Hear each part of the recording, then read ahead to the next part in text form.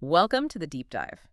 Ever stop to think if maybe your daily language lesson is doing more than just teaching grammar, like maybe preparing you for something bigger? Exactly.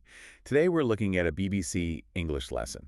Not just as a lesson, though. Right. We want to see how it tackles, well, really critical global issues.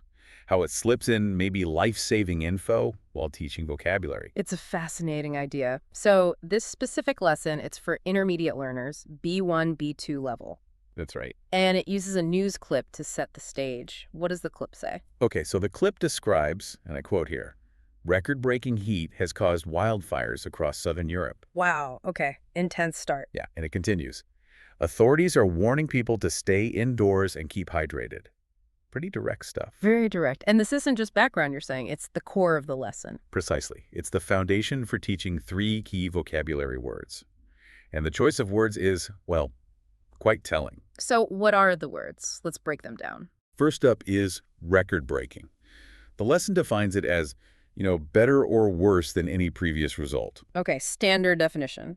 But the implication. The implication is huge, isn't it? Yeah. It immediately signals we're not talking about just a hot day. It's unprecedented.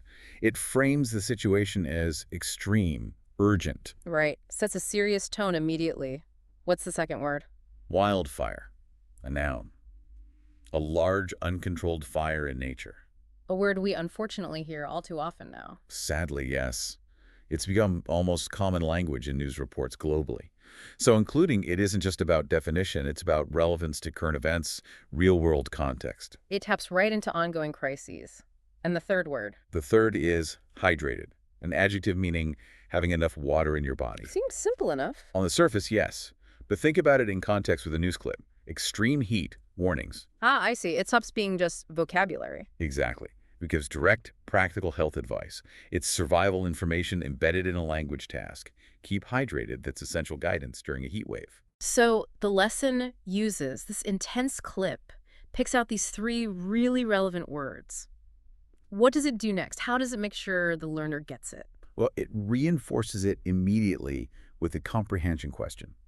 Super practical. Okay. It asks, what are people being told to do during the heat wave? And the answer, straight from the clip. Is stay indoors and keep hydrated. The lesson provides that correct answer. So it loops right back to the practical advice. It's not just defining words in isolation. Not at all. And this, I think, gets to the heart of our deep dive today. How effective are these materials? They're teaching language, yes, but they're also imparting vital, actionable information. It shows that learning a language isn't just about memorizing lists, is it? It's tied directly to understanding the world around us, especially with issues like climate change. Absolutely. You're learning the word, but you're also learning what to do in a dangerous situation. It's language acquisition and crucial awareness happening at the same time, especially for those intermediate learners. That practical application is key. It really makes you reconsider these everyday learning tools, doesn't it?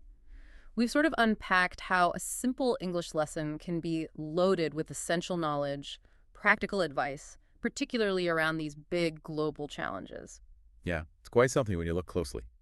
So maybe the takeaway for you listening is to think about this next time you encounter some learning material. Could be anything, really. Right, a language app, maybe a cooking tutorial, even kids' book. Pause for a second. Ask yourself, what else might be layered in here? Are there subtle messages about our changing world, about challenges we're facing? Exactly. How are these everyday things quietly shaping our understanding, maybe even our responses, without us fully noticing? Something to think about.